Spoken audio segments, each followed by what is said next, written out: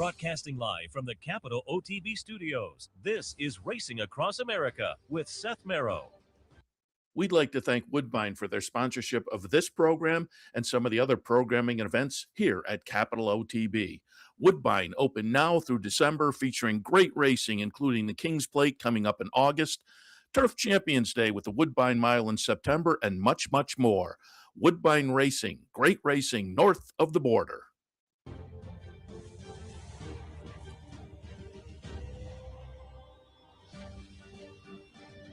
Good morning and welcome to Racing Across America on this Saturday morning. I am Seth Merrow. Thanks for joining us. Happy to have you on board today on a really fun day of racing. Again, I think I said it last week as well. Normally you think you get past the 100-point races in the Derby and maybe a little low for 2 or 3 weeks leading into the Kentucky Derby. But no, last week it was a nice day down at Oak Lawn with the apple blossom. And this week, down at Oak Lawn, the Oak Lawn Handicap. White Barrio's in there. Yeah, Breeders' Cup Classic winner, but then you toss in sovereignty and journalism. That Oak Lawn Handicap is going to be absolutely fabulous today.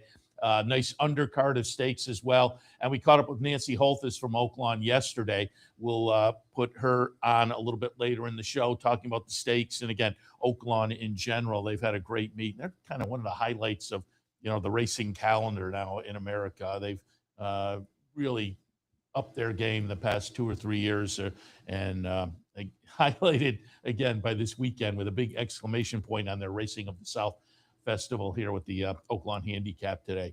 But also a big day at Laurel in Maryland. It's Preakness Preview Day with a really nice slate of stakes action.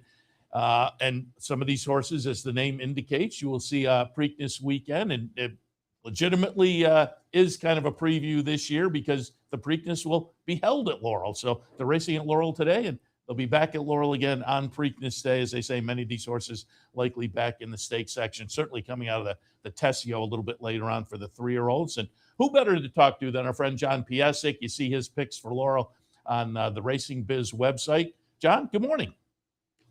Good morning, Seth, and happy Preakness Preview Day. Yeah, really, absolutely. And you and I were talking before we went on the air. You're also a Yonkers guy, and if people were tuned in for our OTB On the Road show on Monday night, they saw you doing the paddock commentary. A fine job there. And I invited you up to sit in with us, but we were in the grandstand, and you were over in the paddock area, and it was just too much of a jaunt to make.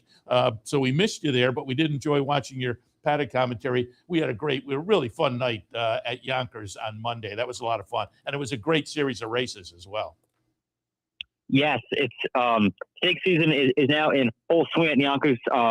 We had leg 3 of the Borgata Pacing Series this past Monday. A lot of huge efforts there, including last year's champion Mossdale Ben going in 150-1, which by Yonkers standards is just a terrifyingly fast time. He's going to be very tough in the final if he duplicates that time. We'll also have the Ursula McIntyre final along with the Borgata final on Friday night, May 8th. And what's new about those series is those 2 finals are going to take place at 1.25 miles rather than the standard mile. We're hoping we're going to make things a little more fair, not make post as big a deal, and hopefully create a more exciting race. I like that. I mean, over the years, I've been a standardbred fan for years and years. I kind of got into the horse racing game and betting and whatnot right up the road at Saratoga Harness when I was a kid. I'd go up there in the summertime a lot. And you don't see it often, but I always thought it was a lot of fun, the different distances. I mean, I always say to people, get your start in the standardbred game because there is that consistency. That there is that one factor that isn't a puzzle as compared to the thoroughbreds.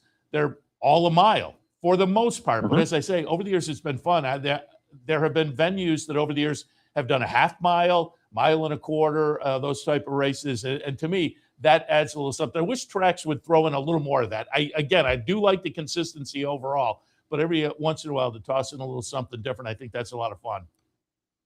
Absolutely. And it's definitely good to have a lot of spice. I mean, our signature race, the International Trot's always 1 mile and a quarter.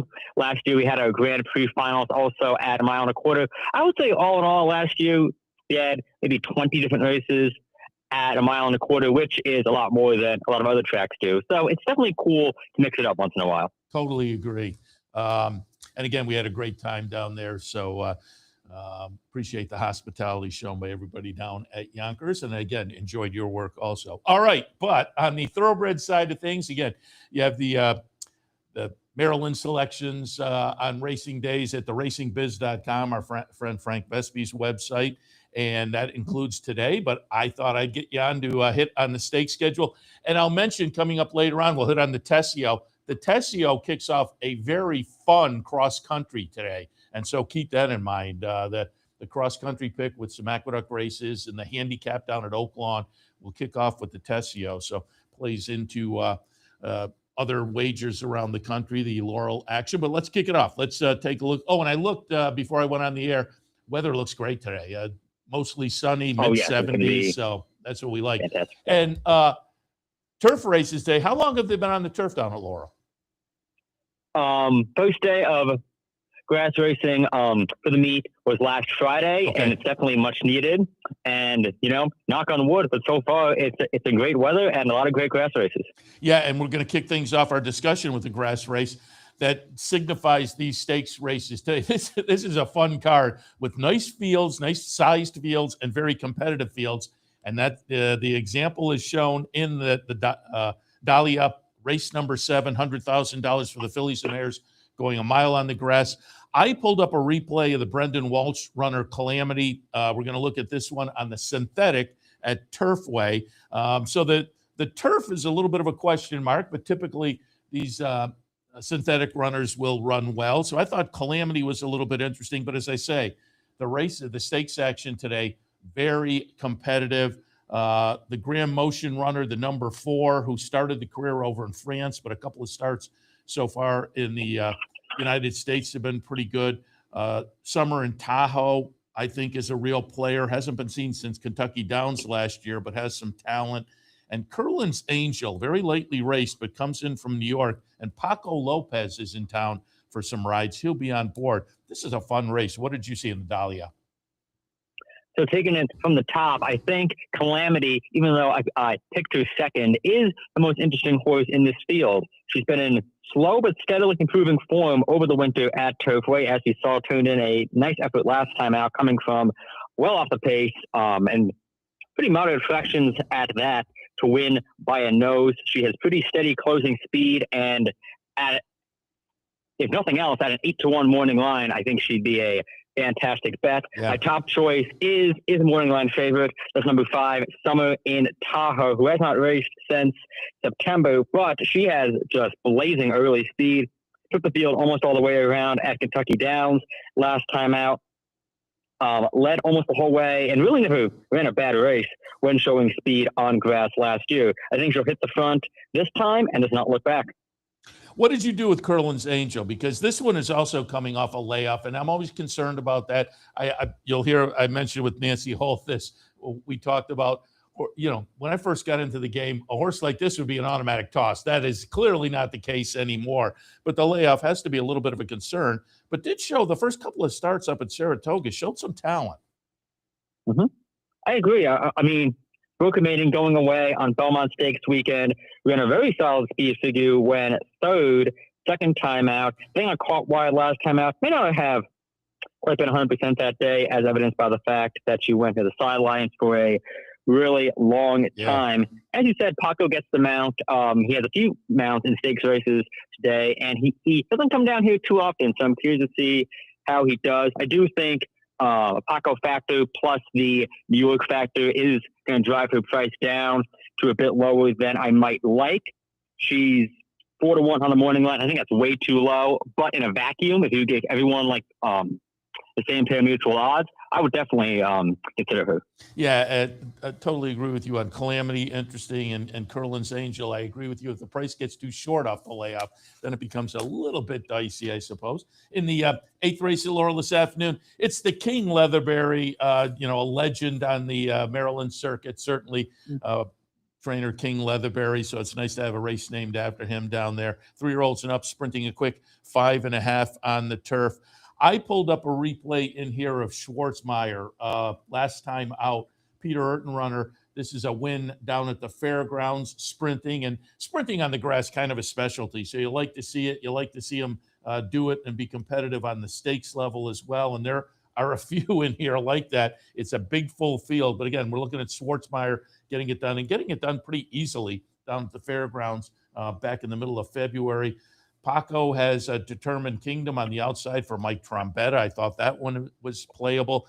Iman at a big price, leaving from the rail for Joe Orsino, coming up from Florida, I think is a player in here, again, at a big morning line price. And Prince of Jericho for the home team, Brittany and Sheldon Russell, off a series of knocking on the door finishes, second place finishes, but certainly fits in here today. Your thoughts in the Leatherberry? So Schwartzmeyer has been getting a lot of buzz all week, and I know he's fast, but I really don't like his post. He's in post 10 out of 13, and he's going to have to absolutely gun it to get the trip that he really wants. There is, as you mentioned, a lot of speed, including the 5 Doncho, who won the Haas last summer at Colonial Downs in gate-to-wire style while setting very fast tractions. At Ellis Park last summer, he set a half mile in 43 and 1/5 seconds and kept on going to go 5.5 in 59 and 3. So he's also very fast. And if all these speeds melt each other, I think that sets it up for Amon, who is my top choice. I don't know if he'll get 30-1, but he will be at least double digits, and that makes him a day maker in my book. I like the way he closed the third last time in the Silks run. It was his biggest speed figure in a while. He was 42-1 that day. He's shown great closing speed in a lot of his recent starts, but because they're all at 5 furlongs, he really hasn't had enough time. I think that today's distance with the long stretch and the hot pace, this race is going to fall right into his lap. I like that you're on board too, because I thought he was very interesting. And yeah, even if we don't get that 30-1, if we get a nice price, I'll play around with him a little bit. I'm glad you mentioned Doncho. I didn't mention him, but there are like 2 or 3 others that I think are playable as well in here. George Weaver's Outlaw Kid, the 6, I think is interesting. Mm-hmm. Had to have him, the number 4 horse. This is a fun race, nice full field, mm-hmm. and I think there will be some value across the board. So keep your eyes on the Leatherberry this afternoon. That is race number 8. 9th race at Laurel today is the Weber City Miss. We have the 3-year-old boys coming up a little bit later on in the Tessio, the 3-year-old girls in the Weber City Miss, mile and a 16th. And I pulled up a replay here of Ivy Girl. Amelia Green, to me, has been a little bit interesting over the past couple of months in New York, and she elects to ship this one down from the New York base to try here. The race we're looking at, the replay on the sloppy track, is at Parks, but it's a little stakes race at Parks, and Ivy Girl will get up to win this one by a head in a nice gutsy effort. Fairly lightly raced, 12-1 on the morning line, so Ivy Girl is interesting. Pletcher brings in Pletcher and Rapoli teaming up with LNJ Foxwoods, kind of an interesting combo there on the owner side. But Pletcher brings in Wiretapped, Jumping the Gun on the outside is interesting to me. Also coming in most recently from a second in the Demoiselle in New York. But, of course, that was back in December. AP's Girl for Peter Urton, another one coming up from the fairgrounds off a good effort. This is yet another really good competitive race. Your thoughts in the Weber City Miss? So Jumping the Gun is a pretty comfortable morning line favorite at 7-5. And I mean, if she repeats any of her races from last year, she's going to win. But A, she has not won around 2 turns. I mean, granted, she lost to some nice horses around 2 turns, but still. And B, she's coming off by far the longest layoff in this field. She hasn't raced in 133 days. All but one of her rivals have had a race in the past 50 days. So at a 7-5 morning line, it's a tough pill to swallow. My top choice is number 6, Miss Holton Gal, who actually beat Ivy Girl 2 starts back on this track. Pretty cool story with Miss Holton Gal. She's actually owned in part by the family of the late Vince Bracchial, who passed earlier this year, who rode the horse Weber City Miss back in the early 80s. So that would be a very cool connection. And even on paper, I've had my eye on this filly for a long time. She's been in improving form all meet long. As I mentioned, one going 2 turns back on February 14th over Ivy Girl, then showed a ton of heart and class in the Beyond the Wire Stakes last time out at a 1-turn mile. She looked like she was beat at the 8th pole, but has kept on grinding. Split horses late. Got up to win by a head. A very determined effort, and I'm hoping Jumping the Gun and the aforementioned Napoli horse take a lot of money because they don't really deserve it, and it'll make Miss Fulton Gal's odds all the sweeter. Yeah, I think you'll definitely get, because folks are so focused on the buyer figures now, including me. But I always say they're a tool in the toolbox, and the buyers for Miss Fulton Gal are a little bit lighter than a couple of the others in here, and because of that, I think you'll get some decent odds there. Comes in clearly in good form though, and I have no arguments. Again, it's another very competitive race on the card. This one is a win and you're in for the Black Eyed Susan on Preakness weekend. And again, this is Preakness preview day. You will see a lot of these horses back on Preakness weekend. So let's continue now. The Henry Clark race number 10 back on the turf here for the 3-year-olds and up, going a mile on the grass.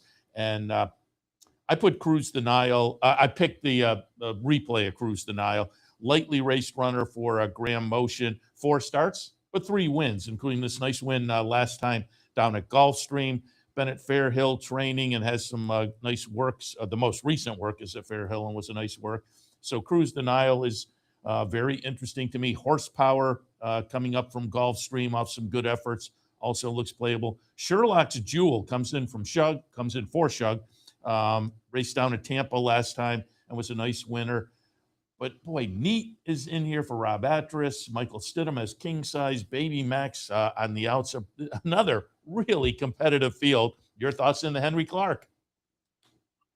So I think Cruise the Nile is a most likely winner on this card, and a horse who I would absolutely single in the pick 5. I loved his last race, and he did that A, while setting very honest tractions, and B, while beating a very salty field to the point where this race is almost a class drop.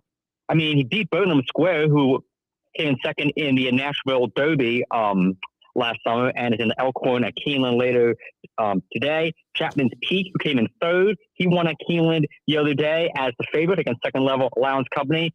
4th and 5th place finishers in that race, also graded stakes winners or graded stakes place. And Cruise the Nile in Fitz's 4th ever start beat them really without much trouble. He also won Gate to Wire, who break his maiden at Gulfstream in December. Came from just off the pace to win on the synthetic in the race in between. So even though he's lightly raced, this isn't as big a class test as it looks. He has very dangerous early speed. Ruiz and Motion are fantastic. When they team up on the grass, I think he's going to be very tough. And hopefully at a somewhat juicy number. I mean, he's the slight morning line favorite, but I don't think the public is going to flock to him that much. Yeah, and as I said earlier, it is a full field in here, so you should retain a little bit of value. Again, I think it's a fun, competitive race on a card that is full of them, including the Highlight, the Tessio, and annually this horse will produce 1 or 2 runners that show up in the Preakness, and it is a win and you're in for the Preakness. The Federico Tessio, $150,000 for the 3-year-olds, going 9 furlongs. Pulled up a replay here of Volendam, the Mike Maker runner for John Stewart's Resolute Racing. As expected with the John Stewart runner, they paid a decent amount of money, $600,000 for this horse at auction, and lived up to it in the debut, as you can see here at Turfway on the synthetic. So has yet to try the dirt, although has been working on the dirt. But by Vacoma, lived up to that win early breeding with the debut win at 6 furlongs. So trying the dirt, trying 2 turns. We'll see this afternoon, but I think Volendam is interesting. Let's go Lando. The race 2 back, the close-up second in the Miracle Wood, with a very solid buyer, makes this one playable. Close the Gate comes in with 5 in-the-money finishes and 5 career starts. And Taj Mahal on the outside, again, the home team of the Russell family, Brittany and Sheldon, lightly raced, only a couple starts, but 2 for 2 so far, including a win in the Miracle Wood. Another fun race. Your thoughts in the Tessio? So I don't think Volendam is going to be the favorite, but he's a prime example of the old Harvey Peck adage, never better favorite doing something they haven't done before. I mean, he's never faced winners, let alone stakes company. He's never been on dirt, and he's never gone beyond even a mile, let alone 2 turns. As you mentioned, he broke his maiden going 6 furlongs on the Turfway Park synthetic. And I mean, he was impressive doing so, but this is a gigantic ask of him, and I think he's going to be up against it unless he's just a super horse. Taj Mahal, who, along with Let's Go Lando, was supplemented to the Triple Crown a few weeks back, is my top pick. His Miracle Wood win was, to me, one of the more impressive efforts by any 3-year-old anywhere this season. It was just his second career start, his first race off a 15-day layoff. So it was not clear at all how he was going to handle that big jump in class. He set the pace. It looked like Let's Go Lando was going to just blow by him at the top of the stretch, but Taj Mahal would not let him go by. Those two ruled down the lane in an absolutely thrilling race. Taj Mahal ended up winning by a neck.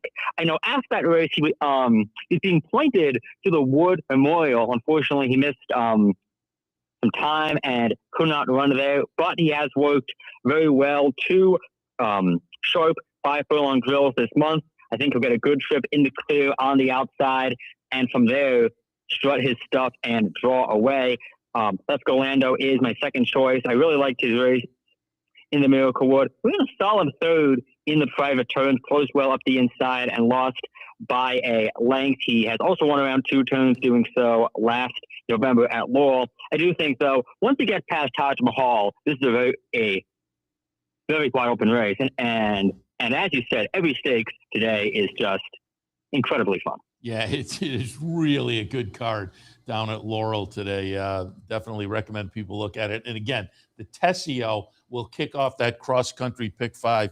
And I think somewhere in my notes here, I have what the actual schedule. Yeah, it's the Tessio, the Ben Ali down at Keeneland, race number 9 at Aqueduct, the Elkhorn Stakes at Keeneland, and the Oaklawn Handicap. Really a powerhouse cross-country pick 5 today that will kick off down at Laurel with the Tessio. So again, the highlight of a really nice card down at Laurel. John, appreciate the visit and the conversation. Again, people can find your handicapping over at theracingbiz.com regularly. I'll catch you on the Yonkers broadcast as well. And I noted I pulled up the Racing Biz this morning, and you have some videos on there. How often do you do the videos with Mackenzie Pfeiffer as far as handicapping the Laurel action? Well, we film those every Wednesday morning, and they're usually up on the Racing Biz YouTube. Plus on all podcast sources, either Wednesday night or Thursday morning. Most weeks we go over the Saturday late pick 5 and talk about the local news. So it's a very fun show to do, and I hope that I gave out some good advice this week, because it's a pretty big stage. Yeah, no, it's a lot of fun, and looking forward to it. That's called Maryland Racing Today. You can look for that each week. John, again, always appreciate the visit and the conversation, and we will talk again. Sounds good, Seth. Take care. John Piassek, again, talking about some of the Laurel action. Really, it's a fun card today down at Laurel. And again, that Tessio will play into the national wager as well, the cross-country pick 5 today. All right, we'll take a break. When we come back, speaking of the cross-country pick 5, it is highlighted by the Oaklawn Handicap, which highlights, right, since they pulled the race last weekend, everybody has been talking about it. It's been on social media. Sovereignty, journalism, White Barrio. It's going to be a lot of fun. And so had to catch up with Nancy Holthus, and we talked to her yesterday. So you'll get some of that conversation right after the break. Nancy Holthus from Oaklawn. Stay tuned.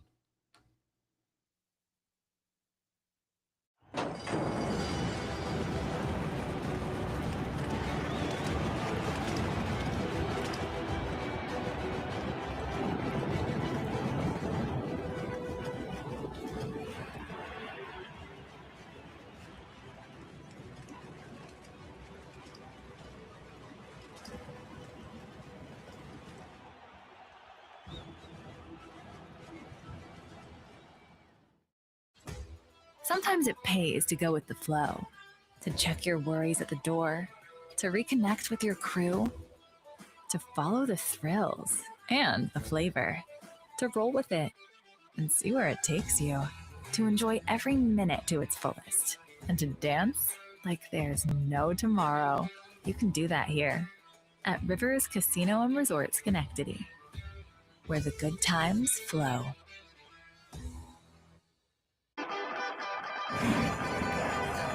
Want to get your career in horse racing off to a fast start? Well, the University of Arizona's Racetrack Industry Program is your winning ticket. The Racetrack Industry Program has served as a springboard to some of the industry's most successful individuals, with a proven track record of job placement right out of college. If you want to earn a degree in the exciting horse racing industry, the Racetrack Industry Program can put you in the winner's circle.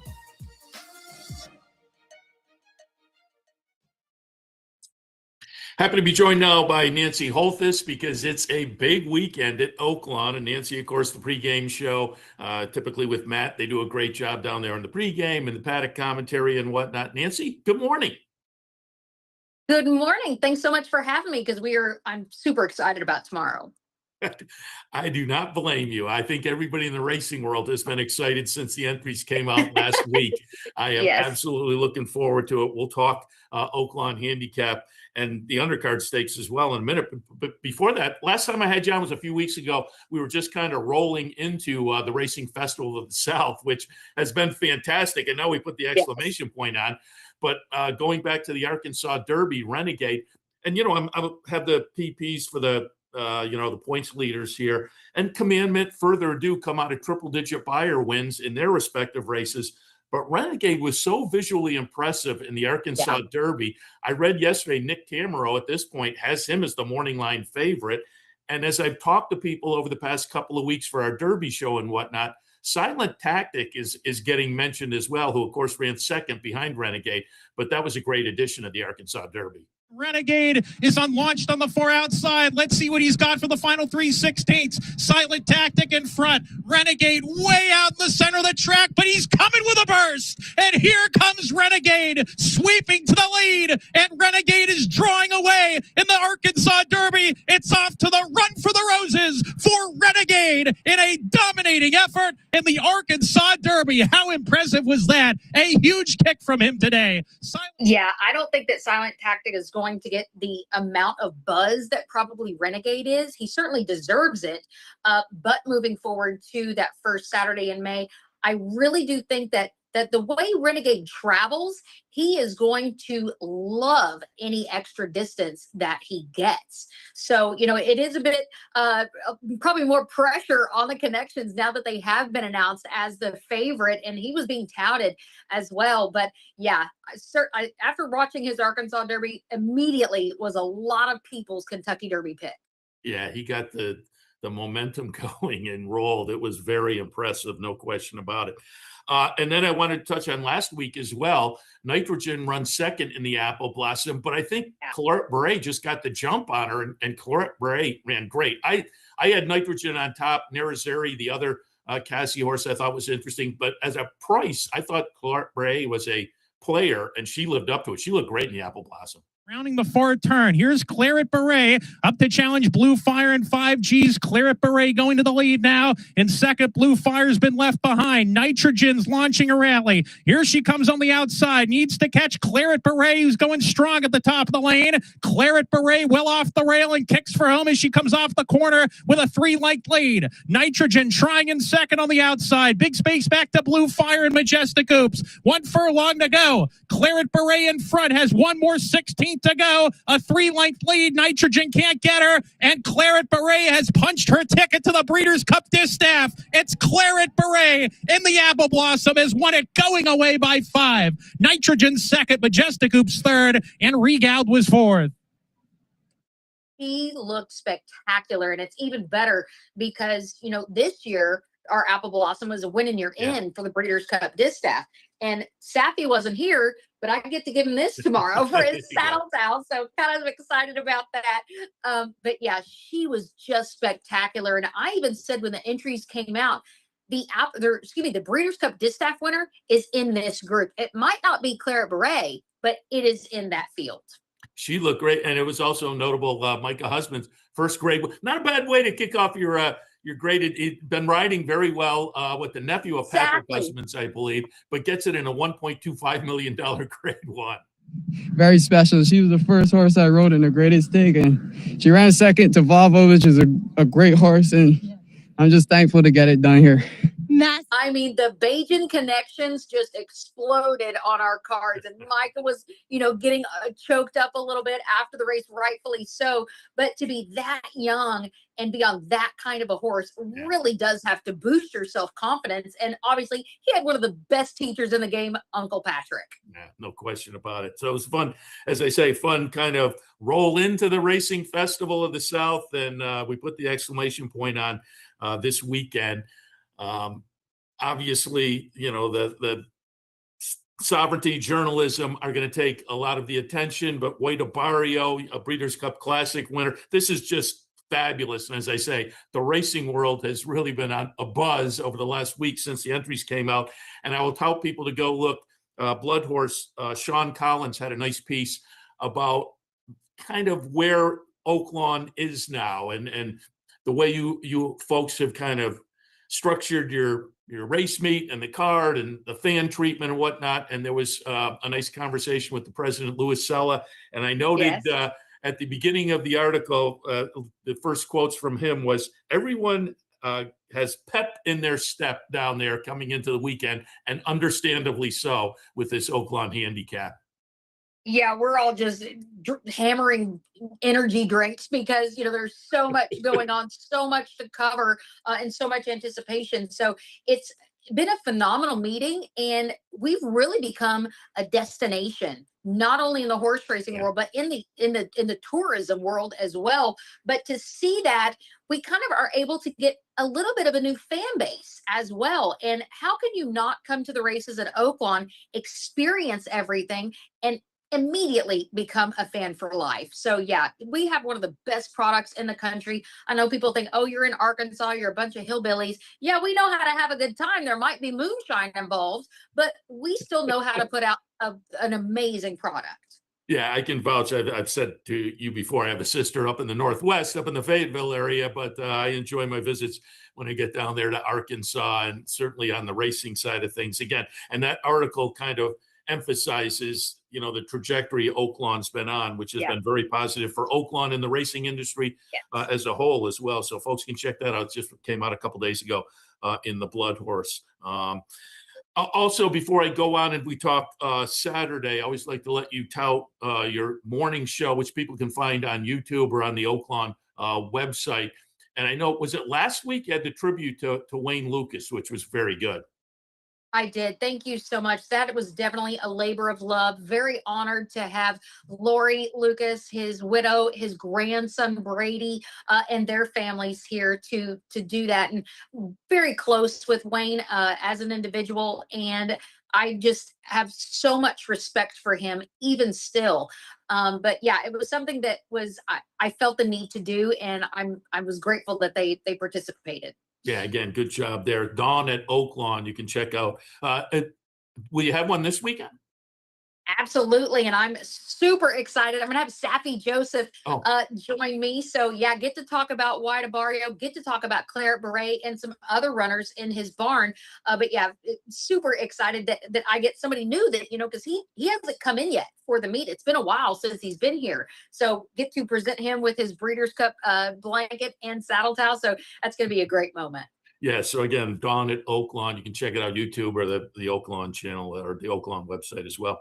All right, let's get into it. On the weekend, we'll touch on we'll hit on the Oaklawn handicap, obviously, in a couple, but there are two understakes races as well, and so we'll go in chronological order. The Bathhouse Row comes up for the 3-year-olds in race number 6 on Saturday, 1 1/8.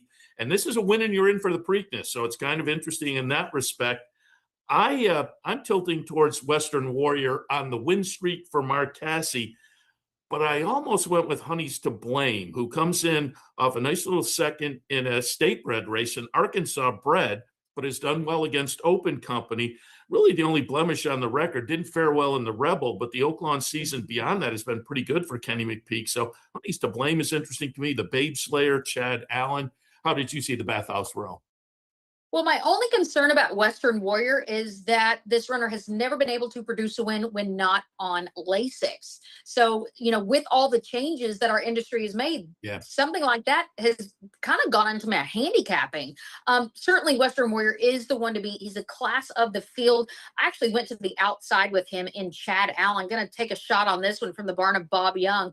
Was second last out when taking on older against non-2 allowance runners. Just the second time going a mile. So I think he's going to like maybe that added distance. But I did put Western Warrior second. And Honey's to Blame, a high price Arkansas bred. Would love to see this horse jump up and run a big race. Yeah. And again, he's done okay against open company, except for that Rebel. So, and it's Kenny McPeak, and it kind of be interesting. And again, potentially the winner here moves on to the Preakness. So that'll be fun to watch. A little bit later on the card, it's the Valley of the Vapor. I wasn't sure whether it was Vapors or it is the Vapors. Valley of the Vapors, a couple $100,000 for the 3-year-old fillies. And in this one, I went with Sticker Shock on top. Again, I'm kind of master of the obvious here. Brad Cox, Irad Ortiz, Scott's Law coming in off a race just behind Sticker Shock last time. Nickel and Dime is maybe a little bit interesting, as is Spitfire. But how did you see Valley of the Vapors?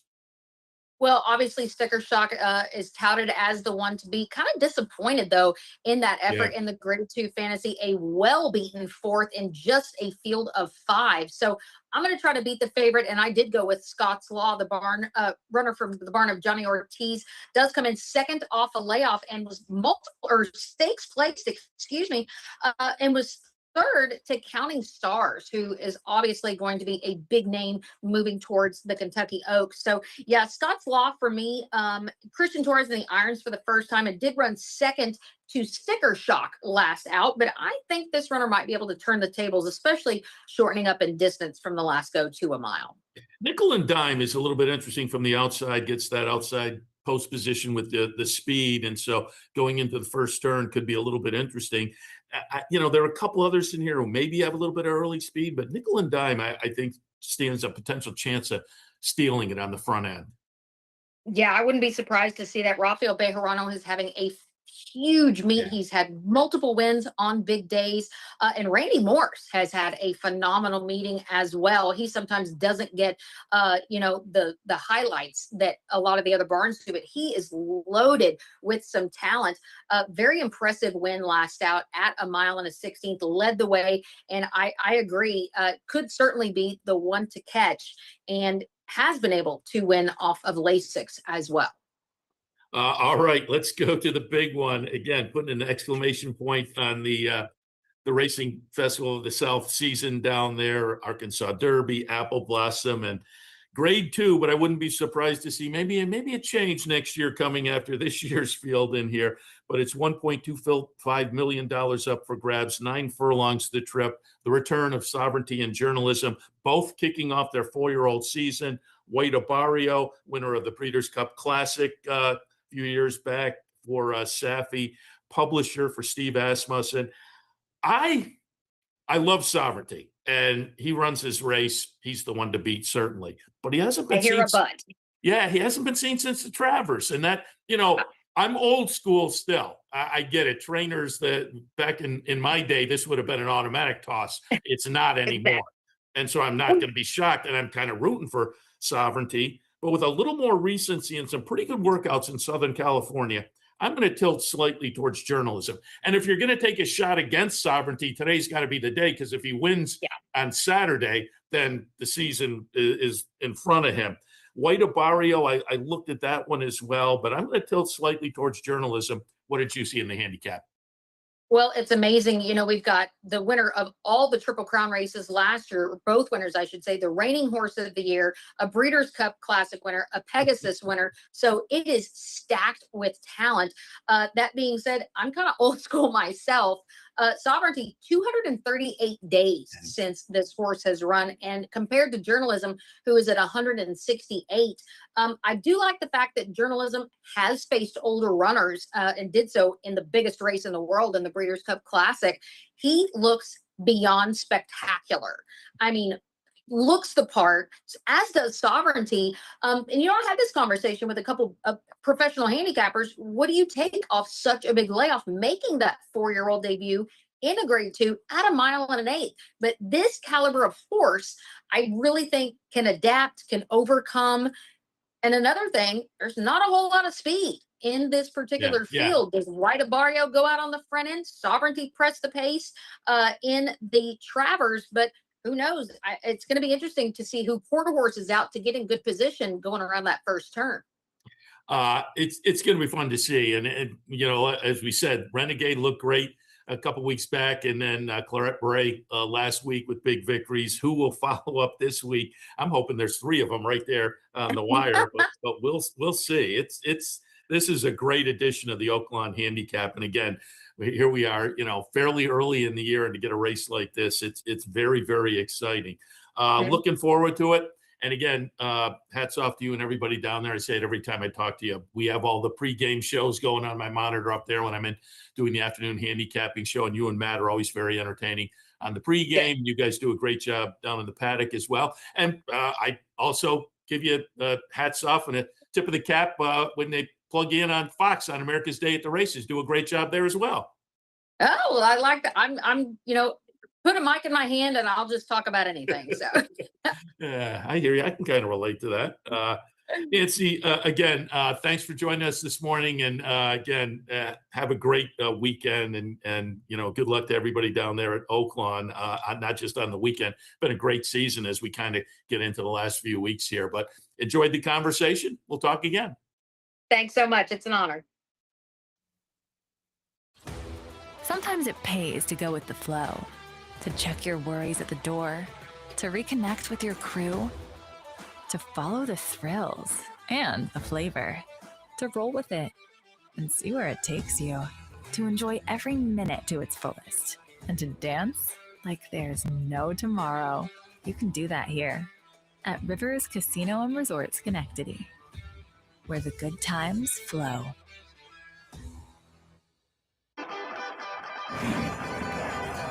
Want to get your career in horse racing off to a fast start? Well, the University of Arizona's Racetrack Industry Program is your winning ticket. The Racetrack Industry Program has served as a springboard to some of the industry's most successful individuals, with a proven track record of job placement right out of college.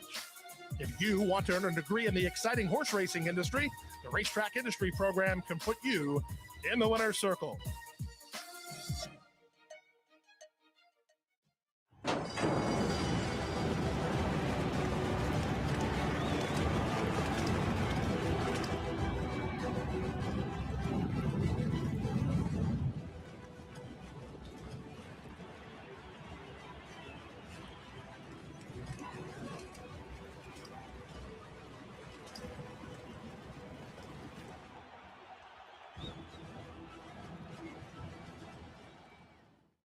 Welcome back to Racing Across America, and the title fits today. Again, the cross country pick 5 will kick off at Laurel. We talked about the Tessio with John Piassek.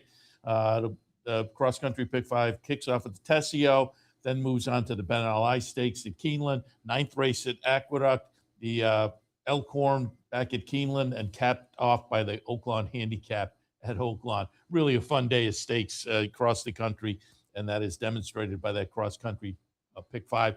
Thanks to John Piassek for joining us to talk Laurel, and, of course, Nancy Holthus to talk some Oaklawn for this afternoon as well. Really, again, it's a nice day of racing. As they say, I think maybe a little lull from the major prep races to the beginning of the Triple Crown, the Kentucky Derby. But no, it has been very good for the last couple of weeks, certainly. Also, I said fun across the country, fun north of the border, too. Today is opening day for our friends up at Woodbine. We'll be there, as usual, a little bit later in the year. We'll make a visit up there. But I do want to note, on opening day, there is a mandatory pay in their pick 6. And opening day, a mandatory, well, if you remember, the closing day last year in December, they canceled about halfway through the card. They had a snowstorm, and the weather made it impossible to continue. So normally you get the mandatory pay on the last day of a meet, but with the cancellation, the mandatory gets carried over until today. So their pick 6, which is a 20-cent bet, you can get a nice little ticket for a reasonable amount of money, $61,000 in the carryover today, that pick six at Woodbine on their opening day. Also want to note there's a pick six carryover out at Santa Anita today. That'll be $44,000. Pick six carryover out in Southern California, and a pick six carryover in New York as well. Carryover is $19,000. It was a tough sequence yesterday right from the get-go. Kicked off with Timaeus at $46, continued double act $32, $11, $16. Then you did have a favorite in one more time, $4.28, but capped off with a $14 winner in the last race. So pick five, or the 5 out of 6 paid $2,000. The pick five paid $8,000, but the 5 out of 6 and the pick six, a couple $1,000. So again, it was a tough sequence. Carryover today in New York of $19,000 in their pick six. So you have some carryover action today. Woodbine, Santa Anita, Aqueduct, if that's interesting to you. And as I say, we kick off that Woodbine season today. Just do note that it will 128 days of racing. They will go into December as usual. And again, it's always fun Woodbine because they have the 2 turf courses, but they started the work on one of the turf courses last year. So they had moved some of the stakes races and whatnot over to their other turf course. That will be the game plan again, the early part of this season as work continues on the main turf course. And again, things had switched over to the inner turf for part of last season as that work started, but it will continue until they're anticipating September.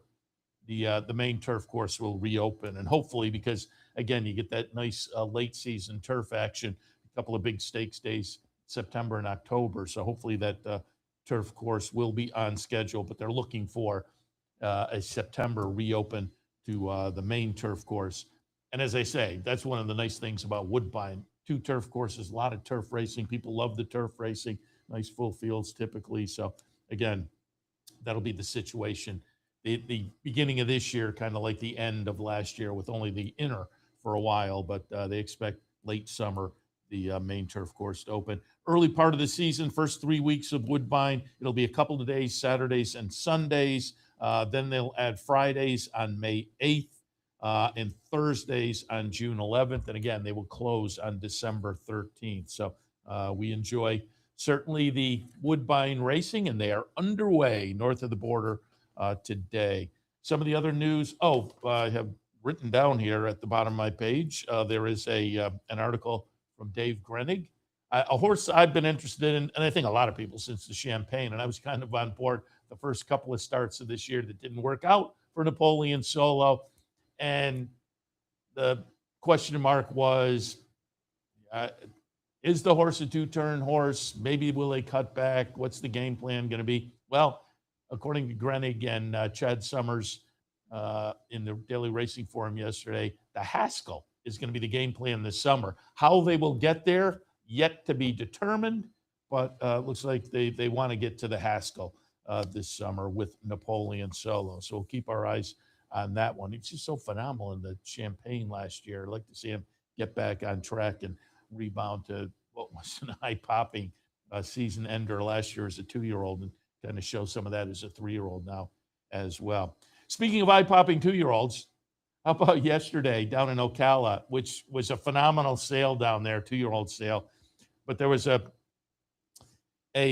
son of Flightline who had buzz all week long, worked 9.35 in the quick workout they do down there before these 2-year-old sales. And, just visually was very impressive and was getting buzz, and people were kind of commenting on social media. And as I understand, down on the grounds, what will this horse bring? And people were speculating $4, $5, $6 million. Well, when the hammer fell yesterday, which I believe was the last day of the sale, $10.5 million for the son of Flightline out of the Mayor Lucrezia. Lucrezia herself was a graded stakes winner. She has 3 other foals. 2 of them have been to the races with 1 winner. And Flightline is brand new on the scene. So the horse is, again, with a couple of racing siblings and only 1 winner.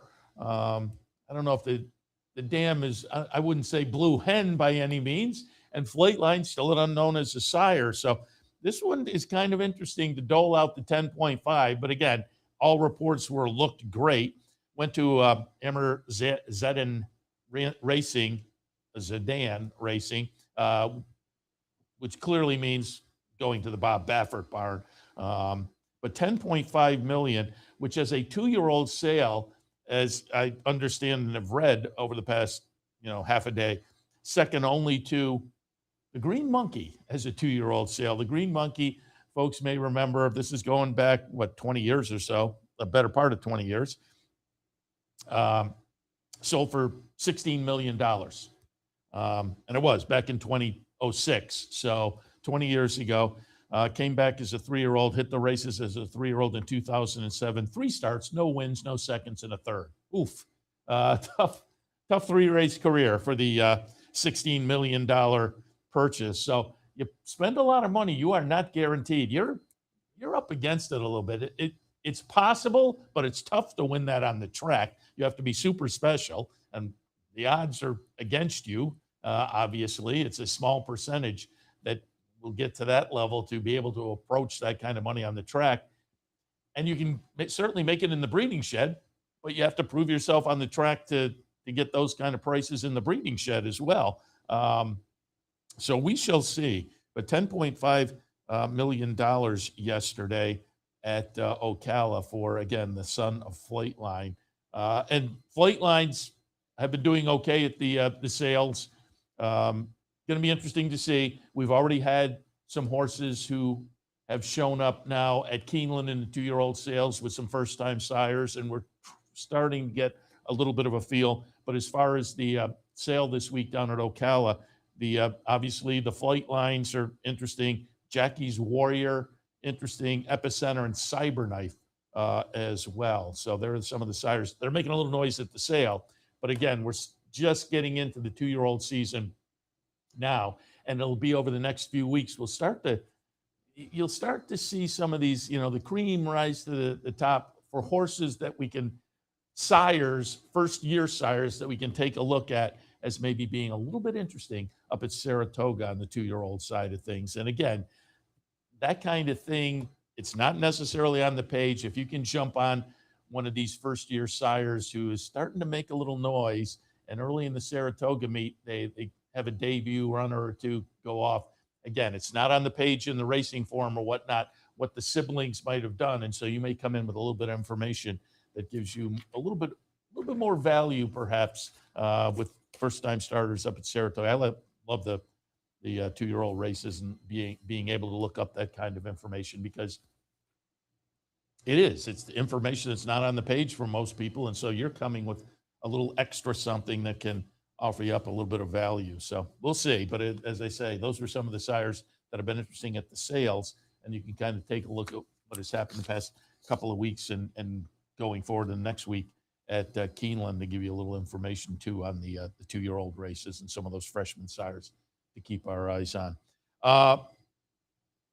Didn't mention the 2 stakes today at Keeneland, the Ben Ali and the Elkhorn. I'll hit that in a second. But there was a nice little weekday stakes race at Aqueduct yesterday. The Plenty of Grace, a mile on the grass. I liked N One More Time. N One More Time did get it done. But it's notable, got it done on the front end.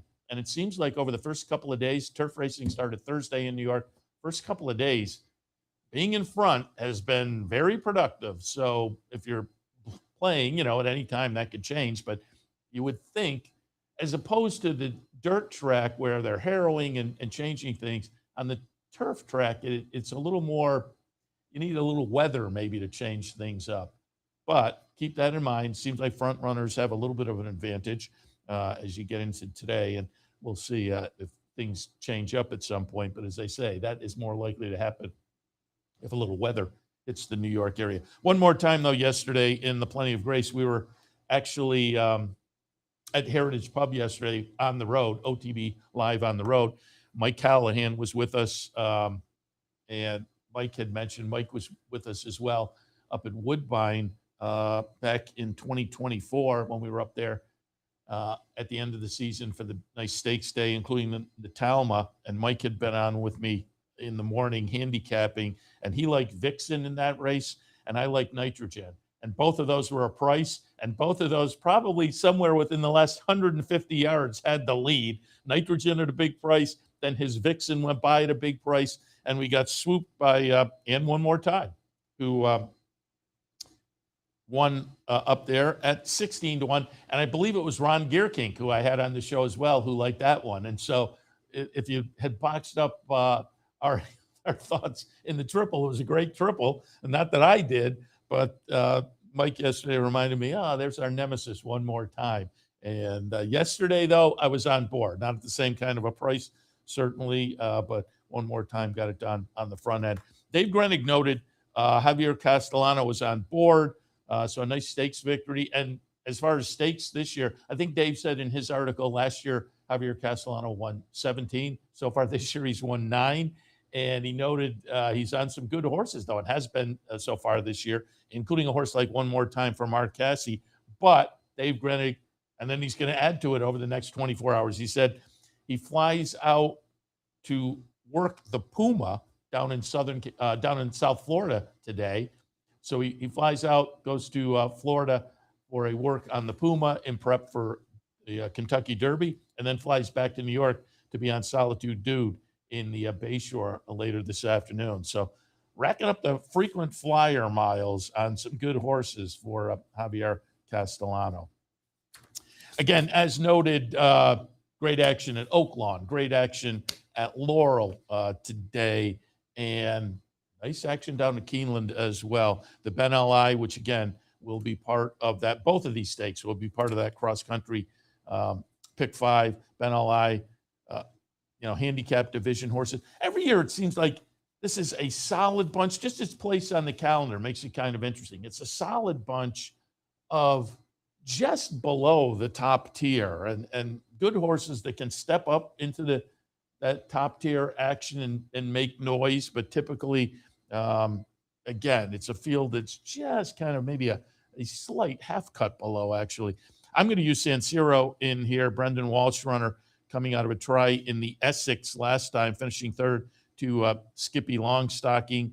Won a little allowance race at Oaklawn in the previous start. But this one has nice stakes action underneath, including a second in this race last year. Rattle and Roll is in here for Kenny McPeak off a try in the Saudi Cup last time. That didn't work out well, but prior to that, had won a stake at Oaklawn. Honor Maria, horse with some nice credentials, batting down for Bill Mott.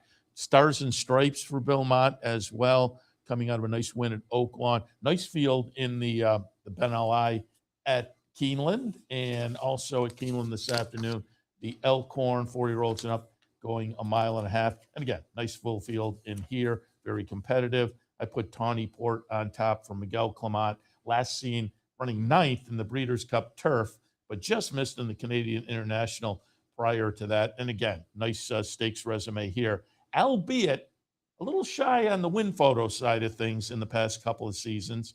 But we'll see. I put that one on top. I would demand a little bit of it. Would get 92 on the morning line.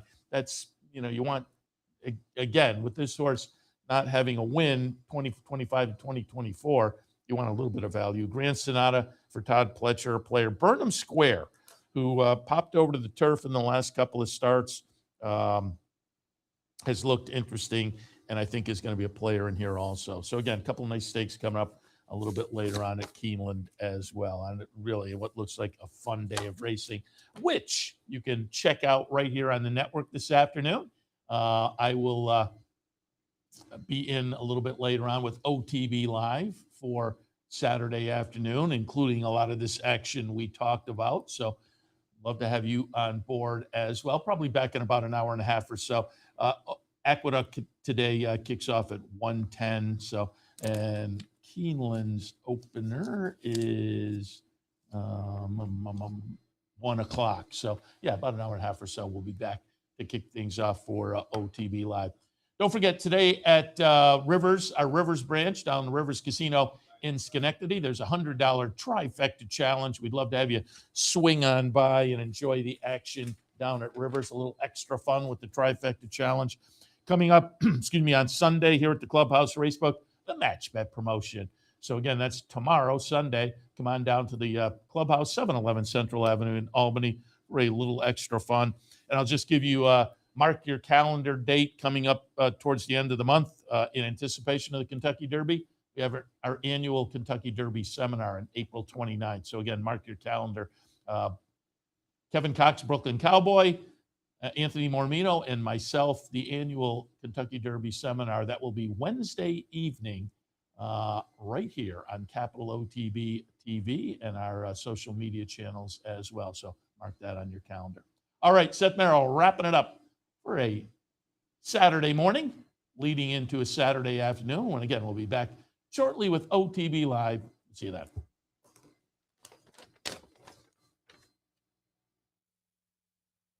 We'd like to thank Woodbine for their sponsorship of this program and some of the other programming and events here at Capital OTB. Woodbine open now through December, featuring great racing, including the King's Plate coming up in August, Turf Champions Day with the Woodbine Mile in September, and much, much more. Woodbine Racing, great racing north of the border. You're watching OTB TV, a service of Capital Off-Track Betting.